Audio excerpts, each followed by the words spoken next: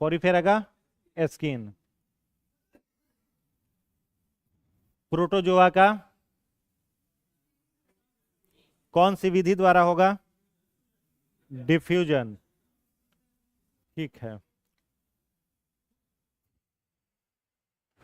केचुआ का excretory organ, कुछ भी, स्किन होगा। केचुआ किस में आता है? एनिलिडा में, तो क्या होगा? नेफ्रिडिया। घोंघा का, हाँ,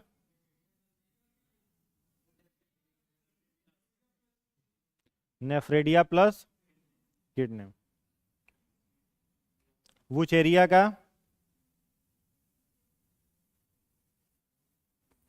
वुचेरिया का बताओ। हाँ, वुचेरिया किस में आता है? एस्केल हेलामेंथिस में आता है, तो क्या होगा? Flame cell. स्कैटिस का, स्कैटिस किस में आता है? एस्केल हेलामेंथिस में, क्या होगा? Flame cell.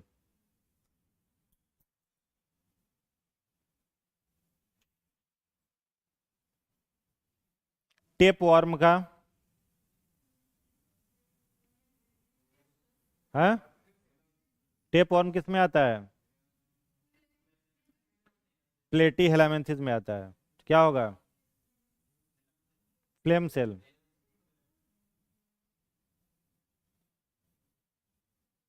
टीनिया सोलियम का, टीनिया सोलियम वही है, प्लेटी हेलामेंथिस है, इसका भी फ्लेम सेलिंग होगा। हाँ, टीनिया सोलियम एग्जाम्पल है प्लेटी हेलामेंथिस का। ये आगे हम लोग पढ़ेंगे, ये सब एनिमल किंगडम पढ़ाएंगे तो मिलेगा। ठीक है, तो एक्सक्रीटरी ऑर्गन याद कर लेना है। ह्यूमन यूरिन का येलो कलर किसके कारण होता है? यूरोक्रोम के कारण। और यूरिन का स्मेल किसके कारण? अमोनिया के कारण। आर्टिफिशियल किडनी किसको कहते हैं? डायलिसिस को। किसको कहते हैं? डायलिसिस मशीन को कहते हैं। ठीक है, डायलिसिस मशीन द्वारा रक्त का शुद्धिकरण क्या कहलाता है? हीमोडायलिसिस। क्या कहलाएगा? हीमोडायलिसिस कहलाएगा। डायलिसिस मशीन का फिल्टर कॉइल किसका बना होता है? सेलुलोज का। सेलुलोज कौन सा कार्बोहाइड्रेट है? पॉलीसेक्राइड। क्या है? पॉलीसेक्राइड। पॉलीसेक्राइड कार्बोहाइड्रेट में कितना कार्बन पर चेन होता है? हैं? पॉलीसेक्राइड में 6 होगा, कान गर्म कर देंगे। कितना भी हो सकता है। ठीक है, पॉलीसेक्राइड कार्बोहाइड्रेट लिविंग होता है कि डेड होता है? डेड होता है। उससे बना हुआ कोई भी पदार्थ जो होगा वो कैसा होगा? डेड होगा, मृत होगा। ठीक है, किडनी से निकलने वाले डक्ट को क्या कहते हैं? किडनी से निकलने वाले डक्ट का नाम? यूरेटर।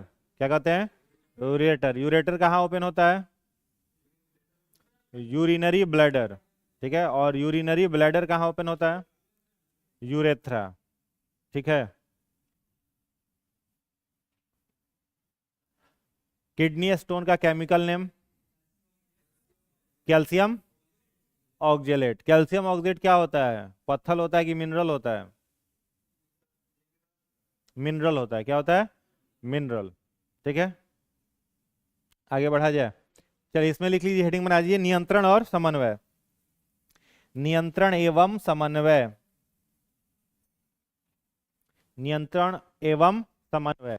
देखो, नियंत्रण और समन्वय क्या है? कोई भी ऑर्गेनिज्म जो है वो अपने एक्टिविटी को नियंत्रित करता है, मतलब कंट्रोल करता है, और उन एक्टिविटी को कंट्रोल करने के लिए उसके शरीर के अंदर कोई सिस्टम जो है वो फंक्शन करते रहता है, काम करते रहता है, और उन्हीं सिस्टम को क्या बोला जाता है? नियंत्रित करने वाले अंग कहा जाता है।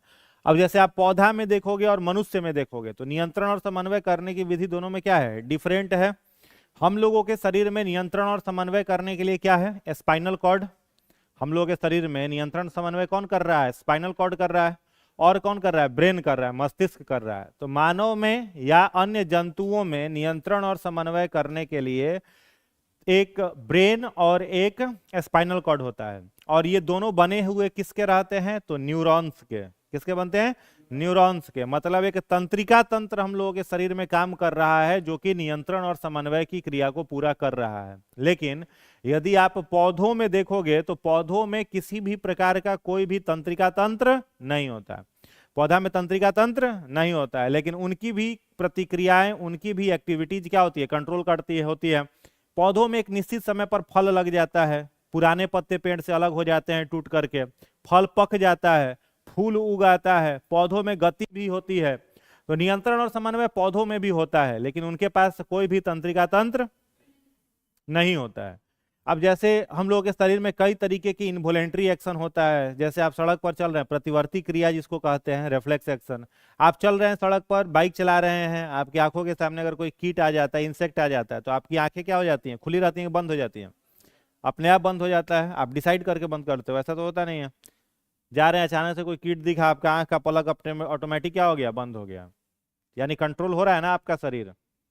कई बार आपका शरीर कंट्रोल आपके ब्रेन के अनुसार होता है, और कई बार आपका शरीर बिना ब्रेन का कंट्रोल हो जाता है। बिना ब्रेन का। आप रात में सो रहे हैं तो आपका ब्रेन क्या है? सोया हुआ है, एक्टिव तो है नहीं। लेकिन उस समय भी आपका शरीर जो हो रहा है वो क्या हो रहा है? नियंत्रित हो रहा है। हो रहा है ना जी। जैसे आप खूब गहरी नींद में सोए हुए हैं और कोई आ करके गर्म प्रेस आपके देह में सटा दिया, तो सोए रहिएगा कि जग जाइएगा? जग जाइएगा। क्यों जग जाइएगा? आपको तो पता नहीं चलना चाहिए, आपका ब्रेन सोया हुआ है। नहीं, पता चल गया कि गर्म प्लेस से सटा दिया है, तो उस समय नियंत्रण और समन्वय हो रहा है। तो कौन कर रहा है? वहां पर ब्रेन नहीं कर रहा है, वहां पर कौन कर रहा है? स्पाइनल कॉर्ड कर रहा है। समझ आ रहा है? तो आप सोए हुए हैं फिर भी नियंत्रण समन्वय चल रहा है। आप सोए हुए हैं, उस समय भी आप सांस ले रहे हो, आपके शरीर में ब्रीदिंग हो रहा है, ये सारा का सारा एक्टिविटी उस समय भी चल रहा है।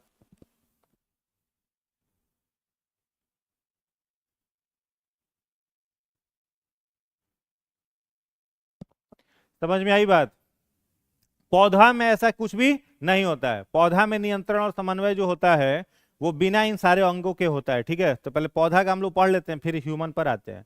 इसमें प्लांट में हम लोग देखते हैं, तो इसमें सब टॉपिक बना लेना। पौधों में नियंत्रण और समन्वय।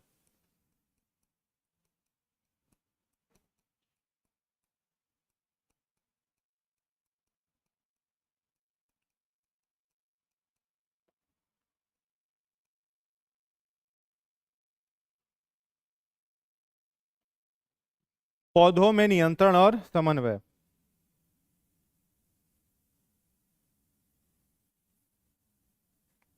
इसमें लिखिएगा, पौधों की गतिविधियां, पौधों की गतिविधियां विभिन्न हार्मोन, पौधों की गतिविधियां विभिन्न हार्मोन एवं विभिन्न हार्मोन एवं अनुवर्तनों, अनुवर्तनों, अनुवर्तनों, ब्रैकेट में लिख लेना ट्रॉफिज्म, ट्रॉफिज्म द्वारा, द्वारा नियंत्रित होती हैं, द्वारा नियंत्रित होती हैं। फिर अनुवर्तन लिख के डैश दे करके लिखिएगा। इसमें लिखेंगे बाह्य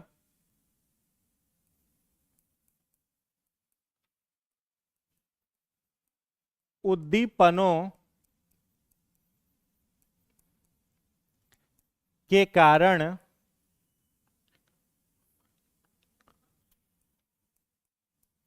पौधों में होने वाली गति को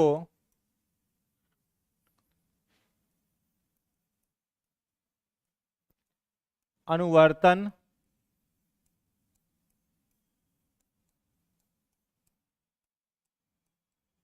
कहा जाता है।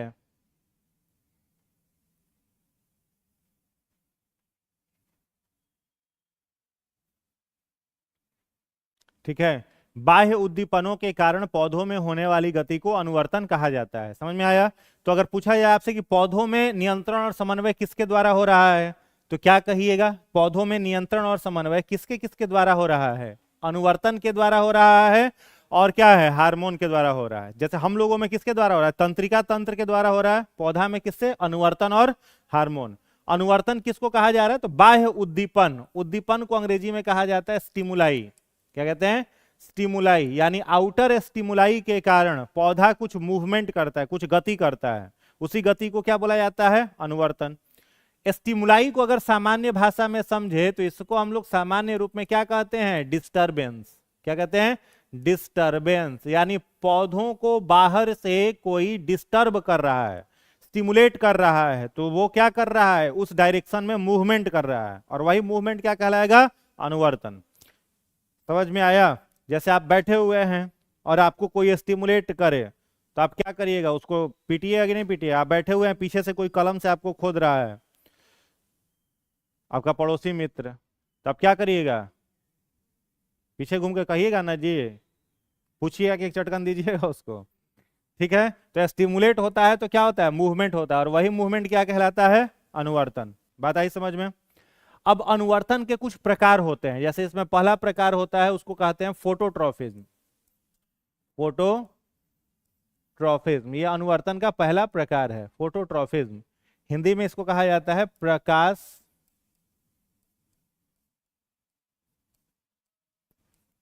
हिंदी में इसको कहते हैं प्रकाश अनुवर्तन, फोटोट्रॉफिज्म। फोटोट्रॉफिज्म, इसमें लिखिएगा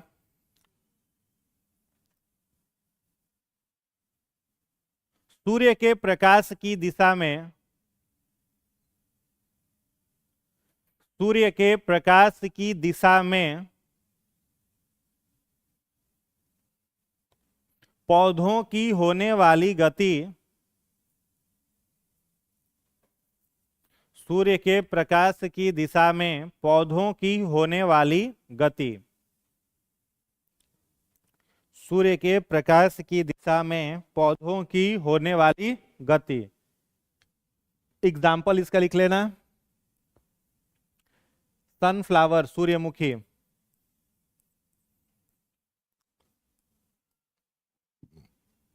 उसके बाद देखिएगा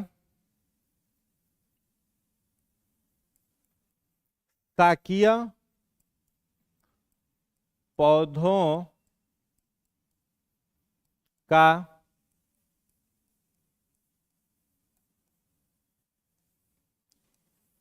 शाकीय पौधों का अग्रभाग।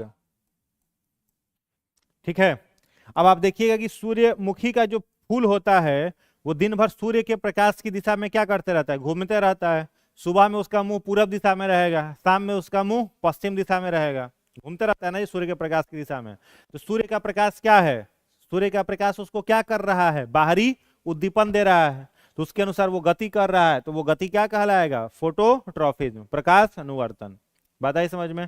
शाकीय पौधे का एग्जाम्पल क्यों है? अब ये ज्यादातर शाकीय पौधा में दिखेगा। जैसे मटर का पौधा है, तो मटर के पौधा का जो फूल होता है टेंड्रिल्स, उसमें भी ये गति देखने को मिलती है। तो जो छोटे पौधे होते हैं, अब आम में, खजूर में, नारियल में खोजिएगा तो थोड़े मिलेगा, वो इतना हार्ड है कि नहीं होता है, लेकिन जो इस तरीके के पौधे हैं वो सूर्य के प्रकाश की दिशा में गति करते हैं, उस गति को क्या कहा जाएगा? फोटोट्रॉफिज्म कहा जाएगा। दूसरा लिखिएगा हाइड्रोट्रॉफिज्म। हाइड्रोट्रॉफिज्म जलानुवर्तन।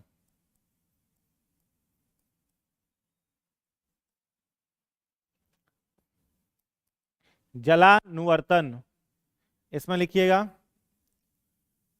जलीय पौधों का जल के धारा की दिशा में, जलीय पौधों का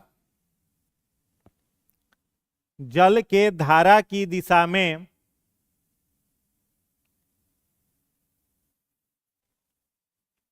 जलीय पौधों का जल के धारा की दिशा में होने वाली गति, जल के धारा की दिशा में होने वाली गति। इसके एग्जाम्पल में लिख लीजिएगा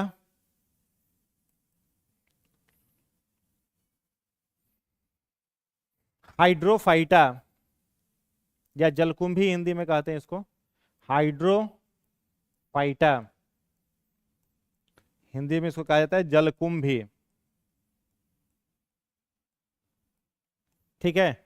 अब कुछ ऐसे पौधे होते हैं जिधर जिधर पानी का बहाव बहते रहता है उस दिशा में क्या करते रहते हैं, बहते रहते हैं। तो पानी के धारा की दिशा में अगर गति हो रहा है तो उसको क्या कहेंगे, हाइड्रोट्रोफिज्म, जलानुवर्तन। तीसरा लिखिएगा कीमोट्रॉफिज्म, कीमोट्रॉफिज्म इसे कहते हैं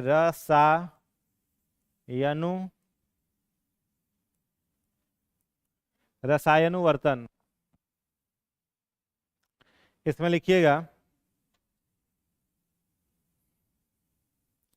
पराग कणों का, पराग कणों का, पराग कणों का पराग नलिका के भीतर, पराग कणों का पराग नलिका के भीतर,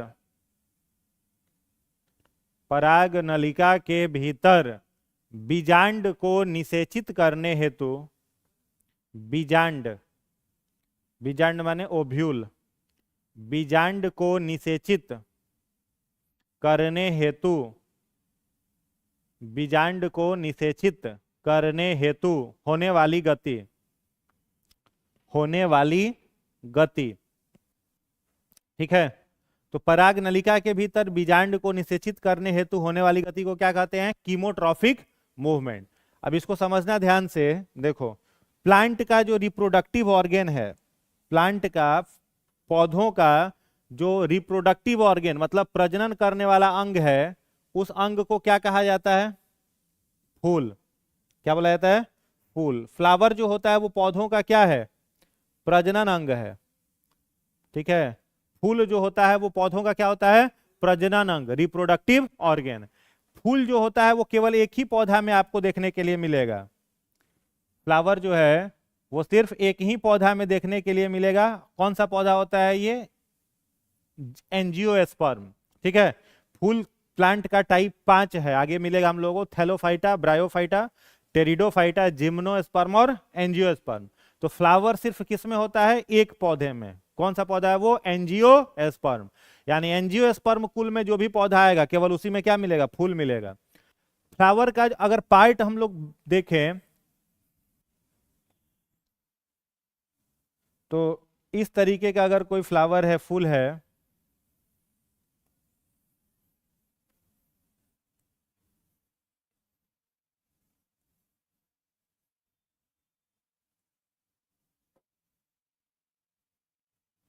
ठीक है।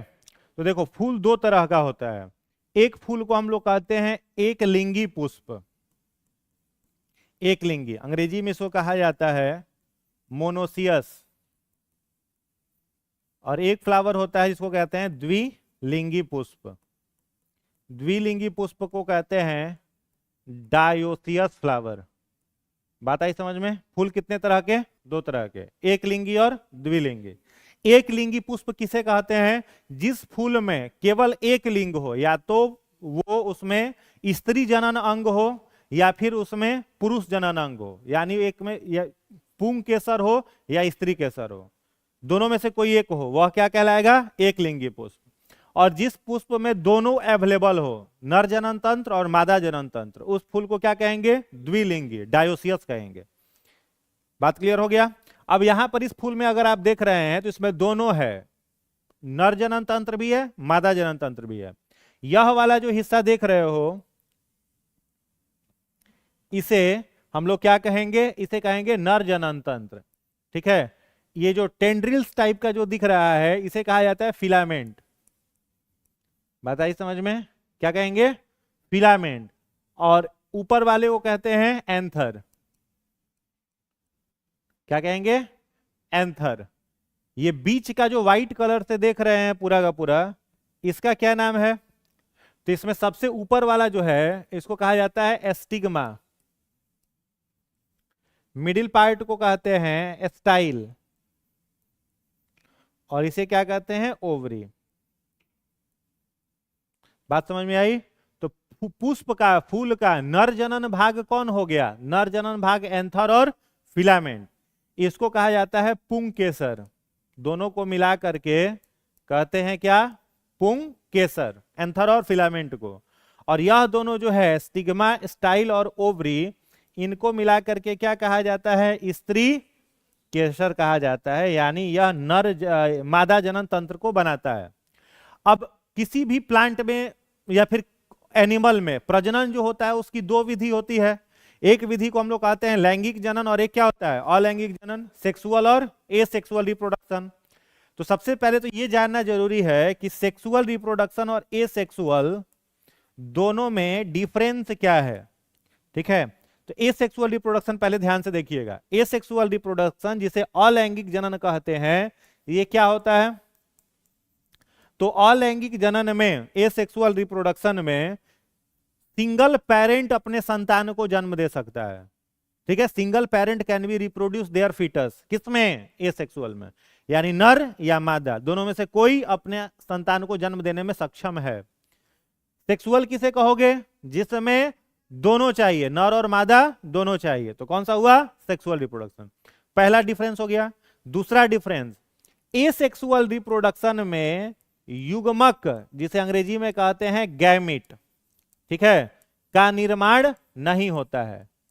बात आई समझ में? एसेक्सुअल रिप्रोडक्शन में क्या नहीं बनता है? युग्मक। और सेक्सुअल रिप्रोडक्शन में युग्मक का निर्माण होता है। बिना युग्मक का सेक्सुअल रिप्रोडक्शन नहीं होगा। युग्मक का अगर बात करें तो नर युग्मक को जैसे मनुष्य में शुक्राणु कहते हैं और मादा युग्मक को अंडाणु कहते हैं। तो यहां पर सेक्सुअल रिप्रोडक्शन में किसका निर्माण होगा? युग्मक का निर्माण होगा, अलैंगिक में नहीं होगा। तीसरा डिफरेंस, एसेक्सुअल रिप्रोडक्शन में जो संतान जन्म लेगा वो अपने माता पिता के जैसा ही होगा, same to same their parent. इसलिए इसमें जो जन्म लेने वाला संतान होता है उसे हम लोग क्लोन कहते हैं। क्या कहते हैं? क्लोन।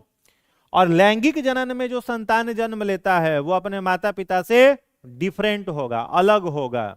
समझ में आ रहा है? उसका चेहरा उसके माता पिता से बिल्कुल मैच नहीं करेगा, थोड़ा बहुत मैच करेगा। या सेक्सुअल रिप्रोडक्शन में जन्म लिया तो कान चल गया पापा पर, नाक चल गया माता जी पर, आंख चल गया दादी पर, मुंह चल गया दादाजी पर, होता है ना, सब तरह का दिखाई देता है। तो वेरिएशन किसमें आता है? विविधता किसमें दिखाई देती है? सेक्सुअल में। एसेक्सुअल रिप्रोडक्शन में विविधता दिखाई नहीं देती है। बताया समझ में? अब चलिए आगे बढ़ते हैं। तो ये जब फूल है तो फूल में अगर नर जनन तंत्र मादा जनन तंत्र दोनों हो गया, इसमें जनन कौन सा होगा? लैंगिक कि अलैंगिक? लैंगिक। इसमें कौन सा जनन होगा? लैंगिक। सेक्सुअल रिप्रोडक्शन होगा। तो सेक्सुअल रिप्रोडक्शन होगा तो युग्मक बनेगा कि नहीं बनेगा? बनेगा। तो यहां पर मादा युग्मक का निर्माण होता है। मादा युग्मक का निर्माण कहां होता है? ओवरी में। कहां होगा? ओवरी में। और इसको हम लोग कहते हैं ओव्यूल। क्या कहते हैं? ओव्यूल। हिंदी में कहते हैं बीजांड। समझ में आया? और यहां पर ये नर जनन भाग है, ये दोनों नर जनन भाग है। तो यहां पर नर युग्मक बनेगा, तो यहां पर नर युग्मक का निर्माण होता है। और जो नर युग्मक यहां पर बना इसे कहा जाता है pollen grain. Pollen grain Hindi में कहते हैं पराग कण। तो पुष्प में पराग कण क्या है? मेल रिप्रोडक्टिव गैमेट, नर जनन युग्मक। और ओव्यूल क्या हो गया? मादा जनन युग्मक। बात आई समझ में? अब सेक्सुअल रिप्रोडक्शन कब होगा? जब निषेचन होगा, फर्टिलाइजेशन। निषेचन किसमें किसको कहते हैं? नर युग्मक का मादा युग्मक के साथ मिलना क्या कहलाता है? निषेचन। फर्टिलाइजेशन में क्या होता है? नर युग्मक जो है वो किसके साथ मिलता है? मादा युग्मक के साथ मिलता है। तो यहां पर नर युग्मक है, यहां पर मादा युग्मक है। तो नर युग्मक को यहां से उठ करके कहां जाना पड़ेगा? ओवरी में जाना पड़ेगा। समझ में आ रहा है? तो हवा के माध्यम से हो, पक्षियों के माध्यम से हो, पानी के माध्यम से हो, चमगादड़ के माध्यम से हो, किसी जंतु के माध्यम से हो, कैसे भी नर युग्मक यहां से उठा और उठ करके कहां आ गया? स्टिग्मा से उठा और कहां पर आ गया? कहां पर आ गया? पॉलन ग्रेन आ गया कहां पर आपका? ओवरी में। तब ना होगा। तो यहां से देखो, हवा के माध्यम से मान लो पॉलन ग्रेन यहां से उठा और उठ करके कहां चला आया? स्टिग्मा पर। इससे बीपीएससी 68 में क्वेश्चन पूछा था कि परागकणों का एंथर से स्टिग्मा पर स्थानांतरण क्या कहलाता है? तो पॉलिनेशन कहलाता है। क्या कहलाता है? Pollination, transfer of pollen grain from anther to stigma. Anther से पॉलन ग्रेन उठा और उठ करके कहां चला आया?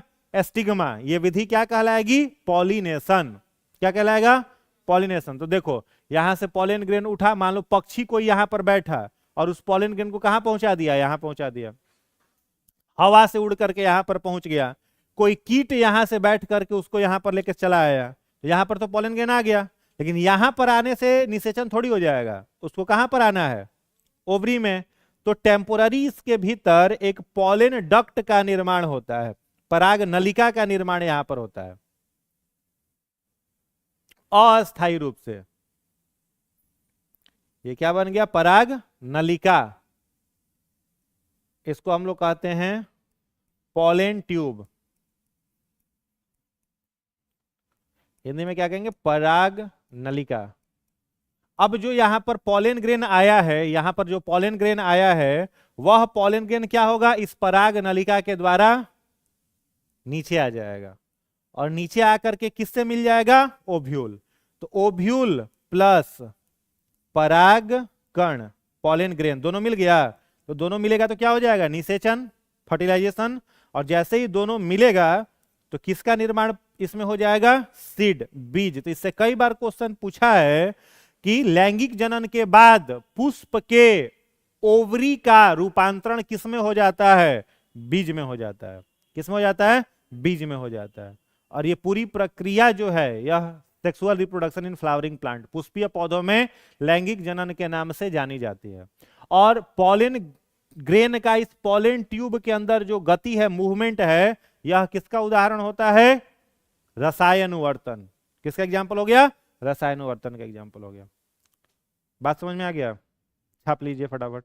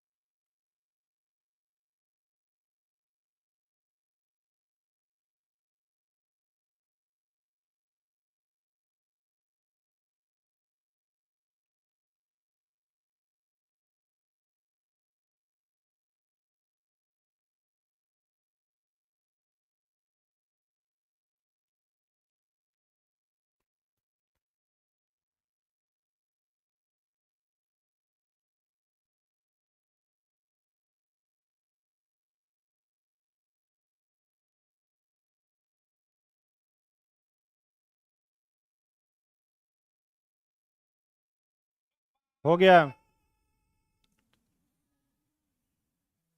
लिख लिए?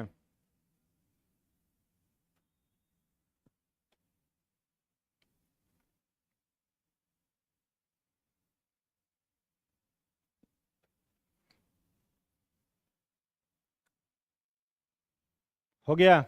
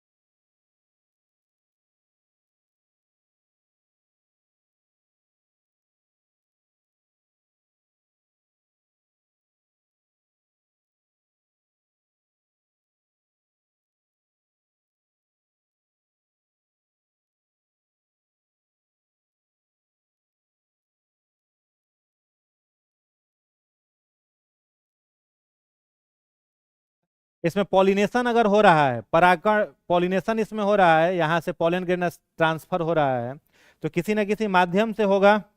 उस माध्यम का नाम याद रखना है, उससे भी प्रश्न कई बार एग्जाम में दे देता है। अगर हवा के माध्यम से पॉलिनेशन हो रहा है, हवा से, तो उसको कहा जाता है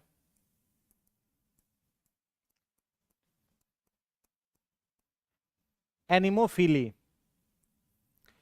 हेडिंग इसमें बना सकते हैं आप, परागण के विभिन्न माध्यम,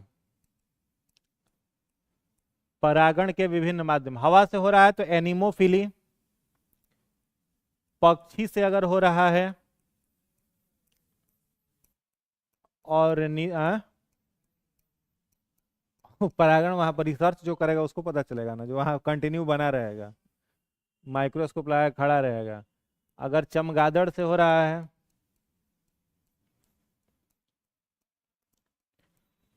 काइरेप्टोफिली, कीट से हो रहा है,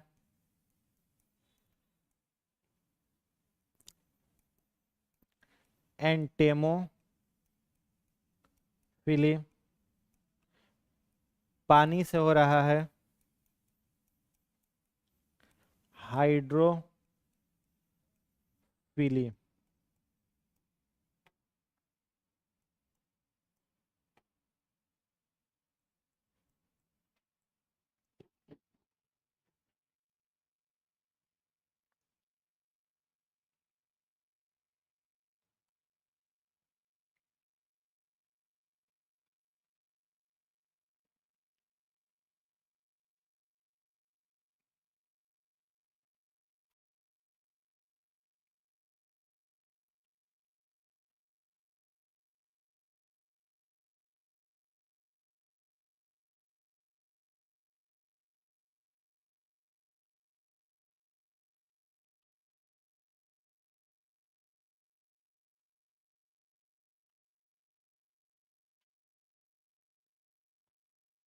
ठीक है, तो इन नाम याद कर लेना। हवा से होगा तो क्या कहेंगे, एनिमोफिली पक्षी से, और निथोफिली चमगादड़ से, काइरेप्टोफिली कीट से, एंटेमोफिली पानी से, हाइड्रोफिली। ठीक है, अब ये जो परागण है, परागण को अंग्रेजी में हम लोग क्या कहते हैं, पॉलिनेशन। तो पॉलिनेशन से भी कई बार क्वेश्चन पूछ देता है, तो इसको पॉलिनेशन लिख करके डैश दे करके लिखिएगा, इसी में पॉलिनेशन लिख करके लिखेंगे। लिखिएगा, पराग कणों का एंथर से एस्टिग्मा पर, पराग कणों का एंथर से एस्टिग्मा पर, एंथर से एस्टिग्मा पर स्थानांतरण, पराग कणों का एंथर से एस्टिग्मा पर स्थानांतरण, स्थानांतरण परागण कहलाता है। परागण,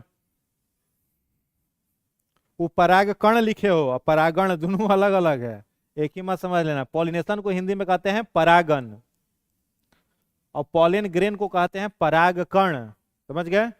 तो परागण किसको कहते हैं, transfer of pollen grain from anther to stigma. ठीक है, अब ये दो तरह का होता है, एक को हम लोग कहते हैं self pollination. Self pollination Hindi में कहा जाता है स्वपरागण, स्वपरागण। और दूसरा इसका टाइप होता है क्रॉस पॉलिनेशन, क्रॉस पॉलिनेशन, इसको हिंदी में कहते हैं पर परागण, पर परागण। ठीक है, सेल्फ पॉलिनेशन और क्रॉस पॉलिनेशन दो तरीके का होता है। अगर पूछा जाए स्वपरागण क्या है, ठीक है, तो याद रखना है, जो द्विलिंगी पुष्प होता है ना, ठीक है, याद क्या रखना है, द्विलिंगी पुष्प में स्वपरागण होता है। ठीक है, और एक लिंगी पुष्प में, एक लिंगी पुष्प में पर परागण होता है।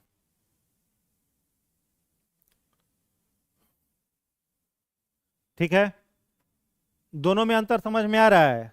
स्वपरागण क्या है? तो देखो, मान लो ये द्विलिंगी पुष्प बनाए हैं, तो द्विलिंगी पुष्प में इसी फूल के एंथर से स्टिग्मा पर पॉलन ग्रेन जा रहा है ना। हाँ, तो एक ही फूल के एंथर से स्टिग्मा पर अगर परागण जा रहा है तो वो स्वपरागण का एग्जाम्पल है। अब मान लो इस फूल में केवल एक लिंग रहता है, या तो ये रहता है या फिर ये रहता है, तो एक लिंगी पुष्प रहता है। मान लो कि इस पुष्प में केवल नर जनन अंग है, ये मादा जनन अंग नहीं है, इस नर जनन अंग पर क्या बनेगा? पॉलन ग्रेन बनेगा। अभी पॉलन ग्रेन को यहां से हवा, पानी, चमगादड़ या कोई भी लेकर के दूसरे फूल के स्त्री के स्तर पर जाएगा ना, तो ये क्या हो गया? Cross pollination. समझ में आ रहा है क्या बोल रहे हैं? अगर फूल बदल गया पॉलिनेशन में, परागण एक फूल से दूसरे फूल पर चला गया, तो वो क्या हो गया? क्रॉस। और उसी फूल में अगर हो रहा है तो वो क्या हो गया? सेल्फ। ठीक है, तो सेल्फ पॉलिनेशन किसमें? द्विलिंगी पुष्प में। पर परागण किसमें? एक लिंगी पुष्प में। कोई दिक्कत? आगे बढ़ा जाए। कितना टाइप लिखवा दिए टोटल? 3 हो गया। कीमोट्रॉफिक, उसके बाद लिखिएगा हाइड्रोट्रॉफिज्म हो गया ना, जियोट्रॉफिज्म लिखिएगा नेक्स्ट, जियोट्रॉफिज्म चौथा है ना, फोर्थ में लिखिएगा जियोट्रॉफिज्म,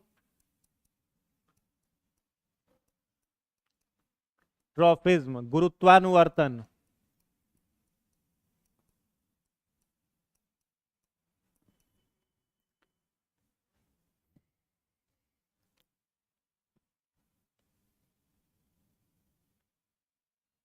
गुरुत्वानुवर्तन इसमें लिखिएगा पौधों के जड़ का, पौधों के जड़ का गुरुत्व की दिशा में, गुरुत्व, गुरुत्व की दिशा में गति, पौधों में जड़ का गुरुत्व की दिशा में गति। ठीक है, अब देखिए प्लांट में जो, मान लो कोई पौधा है इस तरीके का, आपने इसको गमला में लगाया है पॉट में, और गमला को ऐसे उल्टा करके रख दिए हो इस तरीके से, इसमें कोई पौधा लगा हुआ है, फूल पौधा। अब पौधा का कितना भाग होता है? 3 भाग होता है। कौन कौन सा? इसका ये जड़ वाला जो भाग है इसको कहते हैं हम लोग फुट, तना वाला ये जो भाग है इसको कहते हैं सीटा, और जो इसका पत्ता वाला भाग है इसको कहते हैं कैप्सूल। तो पौधा का कितना भाग होता है? 3 भाग, फुट, सीटा, कैप्सूल। ठीक है, तो पौधा में हमेशा जो उसका कैप्सूल है, ये वाला जो भाग है, यह भाग हमेशा किस डायरेक्शन में रहता है? ऊपर। जिधर से सूर्य का प्रकाश आ रहा है, पौधा का कैप्सूल हमेशा उधर घुमा हुआ रहेगा। और पौधा का जो ये फुट है, जड़ है, ये हमेशा किधर घुमा हुआ रहेगा? जड़ को हमेशा देखोगे किधर आता है? ग्रेविटी के तरफ। तो ग्रेविटी कहां पर है? सरफेस से जुड़ा हुआ है। समझ में आ रहा है? तो पौधे में जड़ जो होता है उसमें कौन सी गति दिखाई देती है? गुरुत्वानुवर्तन। और पौधा में अगर पूछा उसका कैप्सूल में कौन सा गति दिखाई देता है, तो प्रकाशानुवर्तन। कैप्सूल में क्या दिखाई देगा? प्रकाशानुवर्तन। यहां पर प्रकाशानुवर्तन है और यहां पर गुरुत्वानुवर्तन है। ठीक है, तो गुरुत्वानुवर्तन सिर्फ किस में दिखाई देता है? रूट में, जड़ में दिखाई देता है। बात आई समझ में? आगे बढ़ा जाए। 5वां लिखिएगा,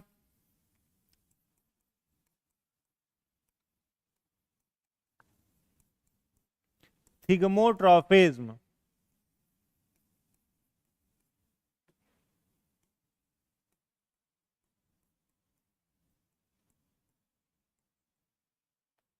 कंपना कुंचन,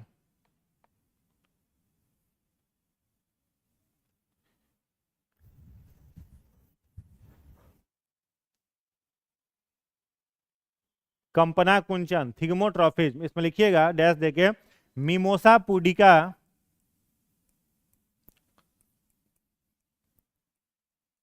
मिमोसा पुडिका, हाँ मिमोसा पुडिका पौधे को स्पर्श करने पर, पौधे को स्पर्श करने पर उसके तना में जल का, उसके तना में जल का स्थिति दाब, स्फीति, आधा स्फीति, स्फीति दाब, टर्जिड प्रेशर अंग्रेजी में कहते हैं। स्फीति दाब बदल जाता है, जल का स्फीति दाब बदल जाता है, जिससे उसकी पत्तियां मुरझा जाती हैं, जिससे उसकी पत्तियां मुरझा जाती हैं, पत्तियां मुरझा जाती हैं। ठीक है, और ये क्या कहलाता है? ये कहलाता है थिगमोट्रॉफिज्म, कंपना कुंचन।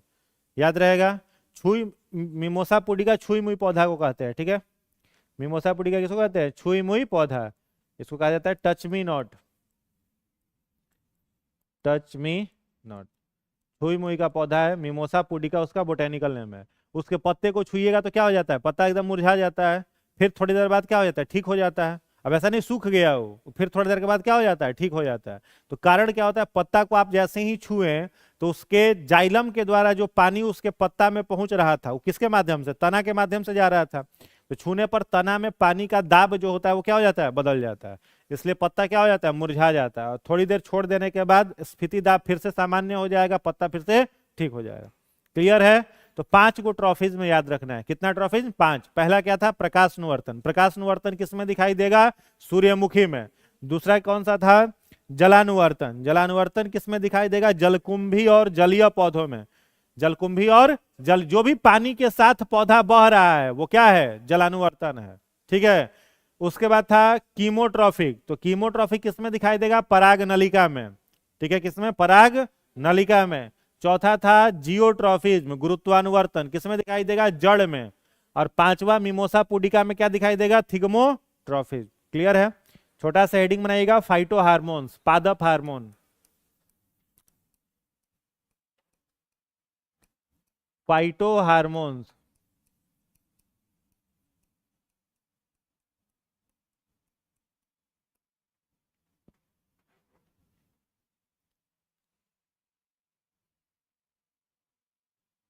फाइटो हार्मोन्स, पादप हार्मोन। किसमें लिखिएगा? पहला हार्मोन का नाम ऑक्सिन, ऑक्सिन लिखेंगे। इसे वृद्धि हार्मोन, इसे वृद्धि हार्मोन कहते हैं। यह पौधों के शीर्ष भाग में, पौधों के शीर्ष भाग में, पौधों के शीर्ष भाग में पाया जाता है, पाया जाता है एवं लंबाई की वृद्धि करता है, लंबाई में वृद्धि करता है, लंबाई में वृद्धि करता है। तो देखो, पौधा के किस भाग में ऑक्सीजन पाया जाएगा? शीर्ष भाग में।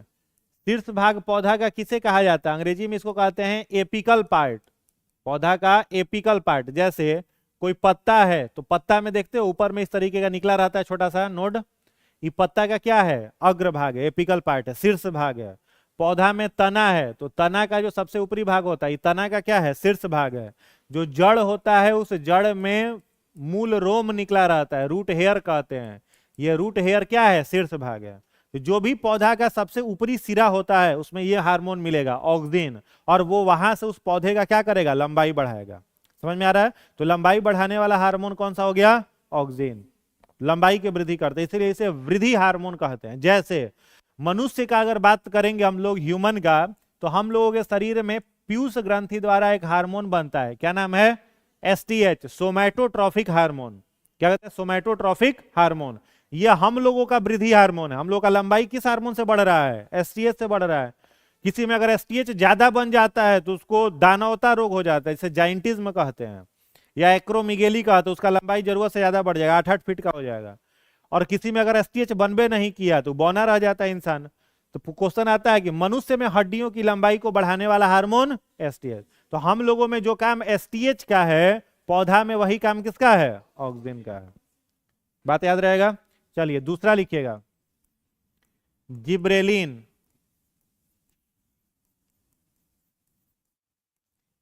जिब्रेलिन्स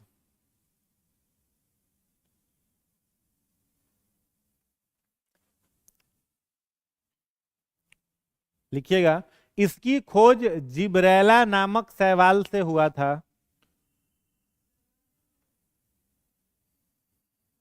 हाँ, कवक। इसकी खोज जिब्रेला नामक कवक से हुआ था। जिब्रेला नामक कवक से हुआ था, कौमा, यह पौधों की यह बीज की, यह बीज की सुसुप्तावस्था, सुसुप्तावस्था, ब्रैकेट में लिख लीजिएगा डोरमेंसी। यह बीज की सुसुप्तावस्था, ब्रैकेट में डोरमेंसी, को तोड़ता है। बीज की सुसुप्तावस्था, डोरमेंसी, को तोड़ता है। ठीक है। अब देखो किसान क्या करता है, बीज को मिट्टी के भीतर डाल दिया। अब इस बीज में से पौधा निकलेगा। जब तक इस बीज में से पौधा नहीं निकला है तब तक यह बीज किस अवस्था में है? डोरमेंसी, सुसुप्तावस्था में है। समझ में आ रहा है? बीज का ही जो बाहर का लेयर होता है बहुत मजबूत होता है। यह एस्केलरेन काइमा नामक टिश्यू का बना रहता है। किस टिश्यू से? एस्केलरेन काइमा। नाम सुना हुआ है? एस्केलरेन काइमा एक उत्तक का प्रकार है, इसी से बीज का बाहरी आवरण बनता है। ये बहुत मजबूत होता है। अब इस मजबूत आवरण को तोड़ने में कौन सा हार्मोन मदद करता है? जिब्रेलिन। अगर जिब्रेलिन नहीं रहे तो इससे एस्केलरेन काइमा टूटेगा नहीं। और जब ये एस्केलरेन काइमा टूटेगा तब ना इस बीज के अंदर से अंकुरण होगा और पौधा बाहर निकलेगा। समझ में आ रहा है? तो बीज के स्केलरेन काइमा को तोड़ के उसके डोरमेंसी को नष्ट करके पौधा को बाहर निकलने में मदद कौन सा हार्मोन करता है? जिब्रेलिन करता है। याद रहेगा। चलिए तीसरा हार्मोन लिखिएगा, थर्ड, साइटोकाइनिन।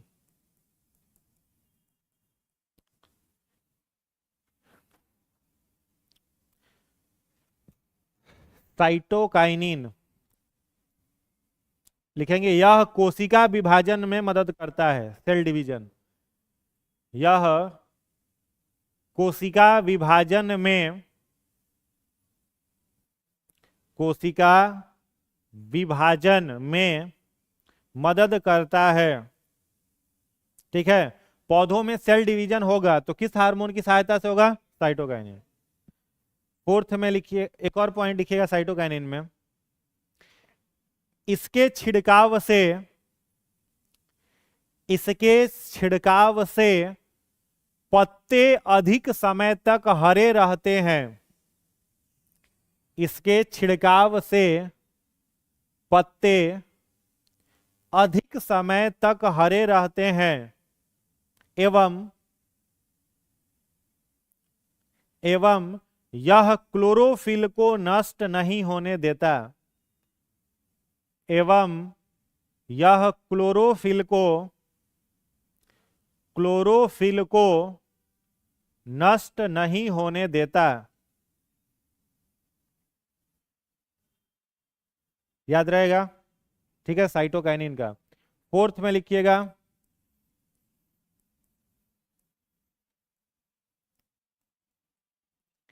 Abscisic acid. इसको शॉर्ट में ABA कहा जाता है।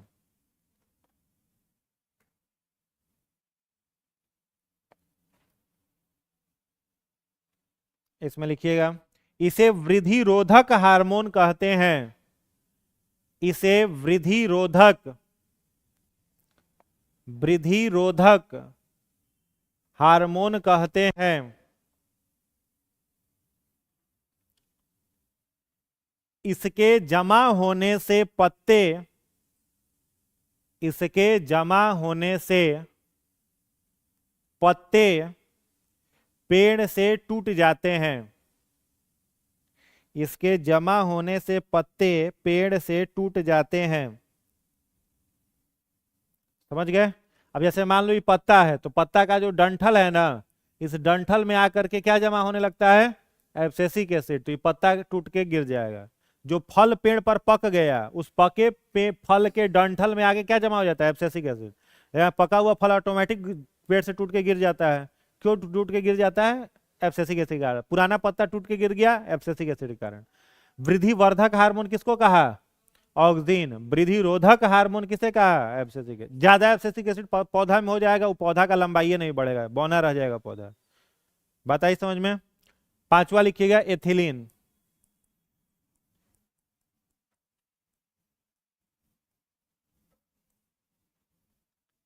एथाइलिन,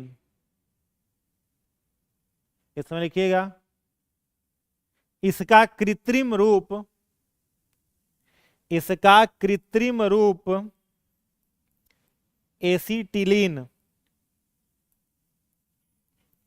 इसका कृत्रिम रूप एसिटिलीन, एसिटिलीन कहलाता है। इसे फल पकाने वाला हार्मोन कहते हैं।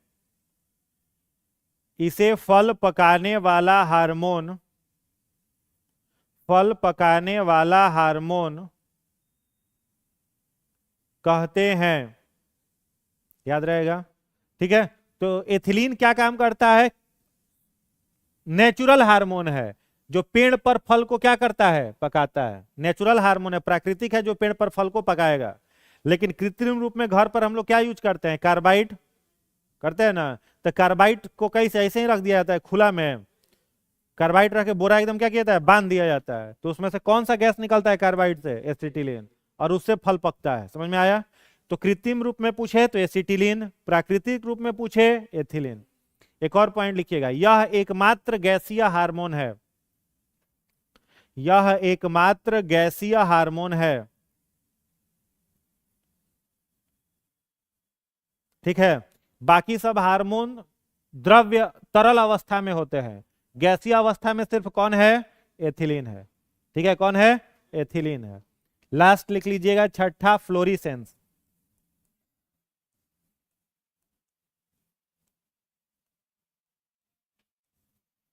FLOURISENC, florescence.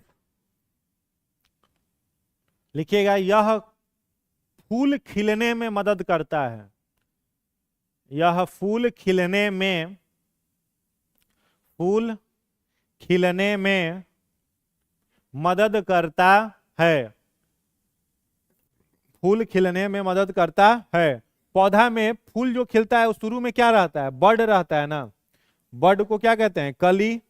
तो कली किस में बदल जाता है, फूल में। कली ही ना रहता है, फूल में बदल जाता है। तो कौन उसको फूल को खिलने में मदद किया, फ्लोरिसेंस। तो पौधा में नियंत्रण और समन्वय दो माध्यमों से हुआ, एक किससे था, ट्रॉफिज्म, और एक किससे था, हार्मोन। याद रहेगा। चलिए नेक्स्ट क्लास में इसके आगे जंतु में नियंत्रण और समन्वय शुरू करेंगे।